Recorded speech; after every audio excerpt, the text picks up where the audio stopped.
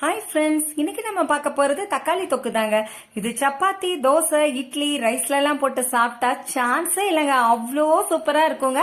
Pan வச்சுக்கோங்க. ஒரு கரண்டி நல்லெண்ணெய் சேர்த்துட்டு 1/2 ஸ்பூன் உளுந்து, 1/2 ஸ்பூன் கடுகு, 5-6 பல்லு பூண்டு, 2 பெரிய வெங்காயம் சேர்த்துட்டு கொஞ்சமா கருவேப்பிலை இலைகளை சேர்த்துக்கோங்க.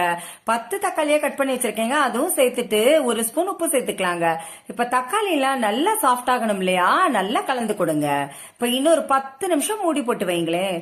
10 நிமிஷம் கழிச்சு எடுத்து பார்த்தா எண்ணெய் பிரிஞ்சு தக்காளி எல்லாம் அவ்வளோ சாஃப்டா வந்துருச்சுங்க. இப்ப 1/2 ஸ்பூன் மஞ்சத்தூள், 2 ஸ்பூன் மிளகாய் தூள், 1 ஸ்பூன் தனியாத்தூள், 1/2 ஸ்பூன் பெருங்காயத்தூள் சேர்த்துட்டு ஒரு தடவை கலந்து விடுங்க. இத போல நல்லா கலந்து விட்டுட்டு ஒரு 10 நிமிஷம் மறுபடியும் மூடி போட்டு வச்சிடலாங்க. பாருங்க, 10 நிமிஷம் கழிச்சு எடுத்து பாத்தீங்கன்னா எண்ணெய் பிரிஞ்சு அவ்வளோ சூப்பரா ரெடி ஆயிடுச்சுங்க.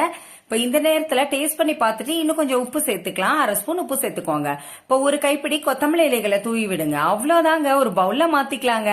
அவ்வளோ சூப்பரா தக்காளி தொக்கு ரெடி ஆயிடுச்சுங்க. நீங்களும் இத போல ட்ரை